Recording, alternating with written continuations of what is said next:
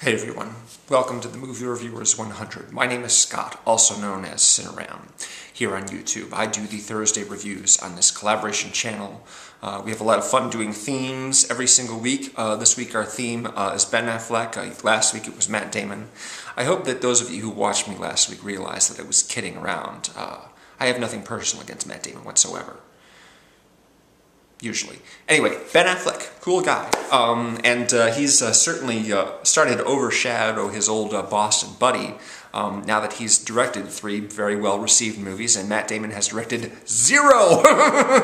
No, I'm just joking. I'm sure Matt Damon will get around to directing something eventually. Probably won't be any good, though. Just joking. Anyway, Ben Affleck, of course, has been an actor for a long time, and he's been friends with Matt Damon for a long time as well. They sort of, I guess, were roommates at one point or another, or one guy slept on the other guy's couch while they were trying to make in the biz. In '92, Matt Damon appeared as the nemesis to Brendan Fraser in School Ties, and Ben Affleck actually had a small part in that role. Just a few lines here and there. He's mostly in the background a lot of the time. And of course, they both participated in some earlier Kevin Smith films. Ben Affleck played the lead in Chasing Amy, and Matt Damon made a brief appearance in that. They might have been in Mallrats. No, yeah, I think Ben Affleck was in Mallrats too. I'm not sure about Damon though. No. No, I'm wrong about that. I'm getting them all confused. Jason Lee, Jason London, all that stuff. I can't track. But anyway, '97 is when Chasing Amy came out, and then later that year, of course, Good Will Hunting, which was the big breakthrough for both of them. You know, made them both big stars and Oscar winners for their screenplay and what have you. And since then, Matt Damon has had a much more respectable acting career than Ben Affleck's. But I've always liked Ben Affleck a lot. I just think that he's got a really very personal, easygoing style. Just kind of a laid-back, seems like a good guy. And, he just wasn't getting some good parts or, just the material was wrong. He's really good in a lot of the movies he's been in. And I haven't, of course, seen them all, because some of them are, no doubt, really, really bad.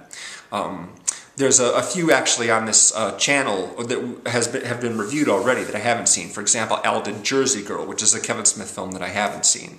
But one of my favorite performances by him, if not my most favorite performance, just in terms of acting, is in Dogma, which was, of course, a Kevin Smith film that came out in '99. Damon is in this one as well. He plays Loki. Not the Avengers villain and adopted brother to Thor, but rather the Angel of Death, the one in the Old Testament who carries out divine justice, basically, on behalf of God. His partner was Bartleby. Bartleby would basically make the big announcements to those who are about to die and suffer as to why they'd been judged to be led astray and what have you. And in the film, the two of them have basically been kicked out of heaven because at one point Bartleby said to Loki, "Look, I feel sorry for all these humans. I don't think we should rain down divine judgment on them." And so as a result, the both of them were expelled from paradise. So they've been hanging out in Wisconsin, just sort of kicking around. They're immortal. They're angels. They're not humans, so they're not going to die. But they're just kind of bored hanging around doing nothing for a lot of the time, just kind of messing with people. So they get wind of this church in New Jersey, which is going to offer what is called as a plenary indulgence. And that is basically an obscure little loophole in Catholicism, which allows anyone who passes through the doorway to this newly opened church to have all their sins wiped completely clean. So Bartleby and Loki say to each other, "Hey, look, if we go through this church, then all of our sins are wiped clean. And if we become mortal and die, then we'll be able to go back to heaven again." Well, there's a problem with this, and that is that since they were expelled from paradise by God's judgment, they wouldn't be able to forcibly re-enter heaven unless such an act would prove God wrong and it would unmake existence, because God is supposed to be infallible, what have you. So an angel played by Alan Rickman again, we just had a theme with him a little while ago, recruits a woman played by Linda Fiorentino, who is the last scion. She is the descendant of one of Jesus' relatives, basically, direct descendant, to go on a mission, basically, to go to the church in New Jersey intercept Loki and Bartleby and stop them from passing through, and thus rendering God infallible and thus saving all of existence. And she gets a couple of companions, an apostle, a 13th apostle named Rufus, who's played by Chris Rock, and there's also I believe it's Persephone. I can't remember exactly the name of the character, but another sort of divine character played by Salma Hayek, who's been working in a strip bar for a really long time. She collects these people, and of course Jay and Silent Bob come along for the ride because they have some crucial part in it. It's a comedy. It's a light comedy. A lot of people were up in arms sort of about these Catholic characters of the Bible being, treated in this rambunctious sort of potty-mouth comedy.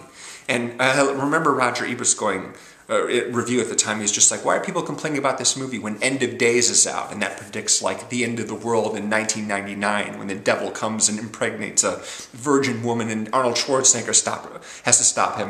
Why didn't they complain about that movie instead of Dogma, which is fairly harmless?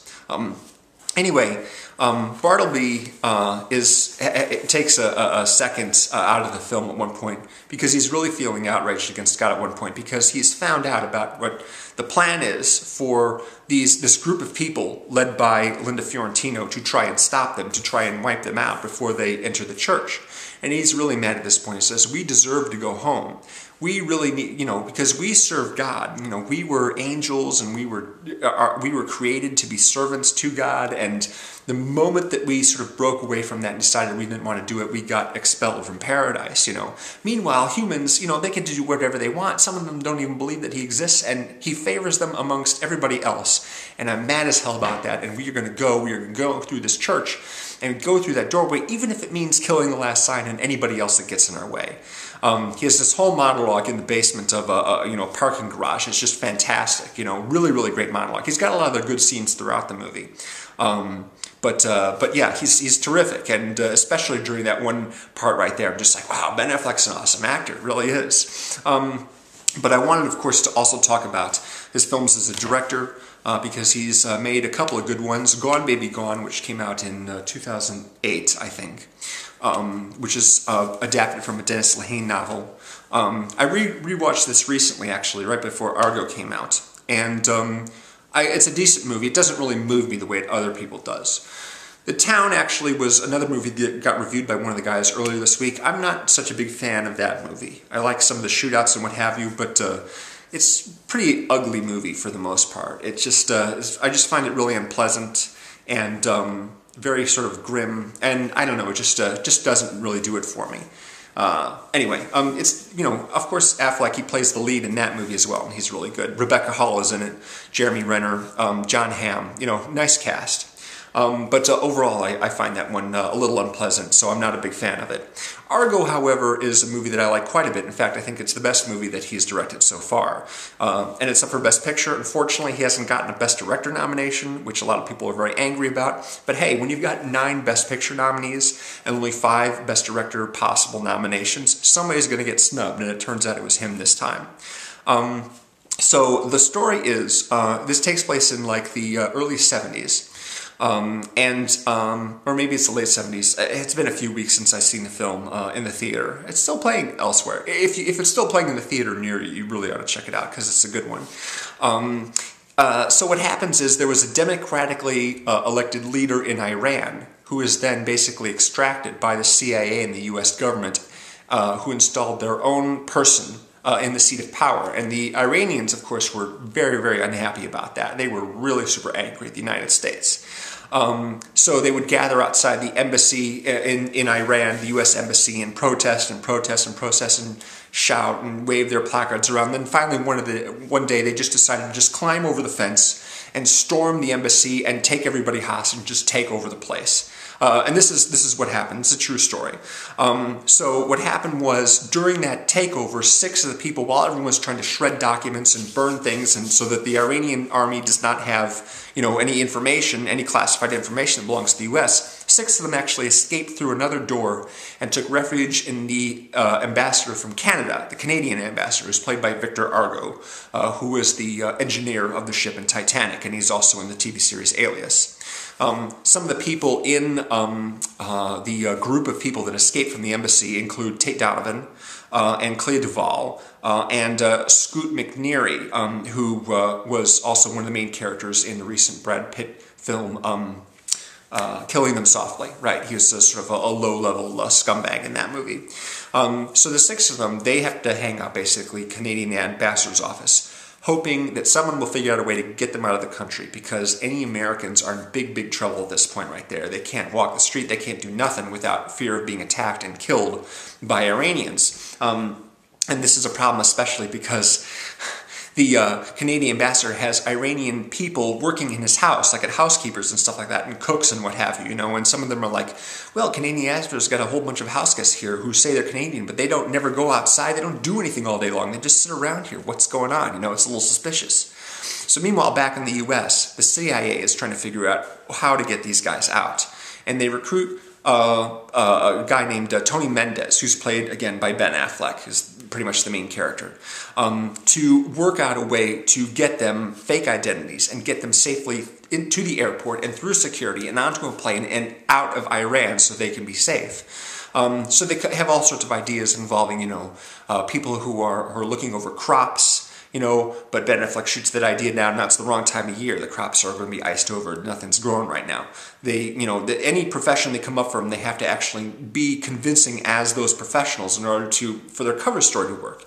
So finally, Ben Affleck is hanging around. Sorry, Mendez. His name is Mendez. The character is hanging around, and he's talking on the phone with his son, who's watching a sci-fi movie. And he turns to the channel, and he sees that the sci-fi movie, this cheesy little thing, has a desert location. He goes, "Oh, I got an idea. What we'll do is we'll pretend that the guys who are waiting for us in the Canadian ambassador's house are a Canadian film crew who are here to scout locations for a science fiction project." So he goes to some of his people that he knows in Hollywood. He asks them for help. They go through a whole bunch of scripts. They find one called Argo, which is a science fiction movie with a kind of a desert planet setting. Now, in order for the cover story to work, they've got to get a producer, they've got to get publicity, they've got to get a production office and make it look like they're actually planning on making a movie. And in order to convincingly sell their story, they actually recruit a whole bunch of actors and put them in full costume and makeup and hold a public screen script reading with the press to take pictures and record and everything like that, so it can be written up in the papers, just so that they'll have a legitimate article in a legitimate trades paper to show the Iranian security people over there that, hey, these people are, this is a real film, you know, and we're really making this movie, so we can go through, right? They recruit Alan Arkin, who's a producer, and John Goodman, who's a makeup effects artist, who has actually worked for the CIA before. He plays a real person who won an Academy Award for makeup on Planet of the Apes. So the bunch of them, they're putting together a production office and getting their business cards together, and Mendez is basically trying to play the role of producer and work this out. He's going to be flying over with the fake passports, and he's going to be coaching all the Americans who are hiding out on their roles. You're going to be the director, you're going to be the casting person, you're going to be the script writer, you're going to be the cinematographer, you know, and we're all going to go pretend to be this crew scouting locations, and then we'll get on a plane with our fake passports and fly out of the country, and we'll be safe then.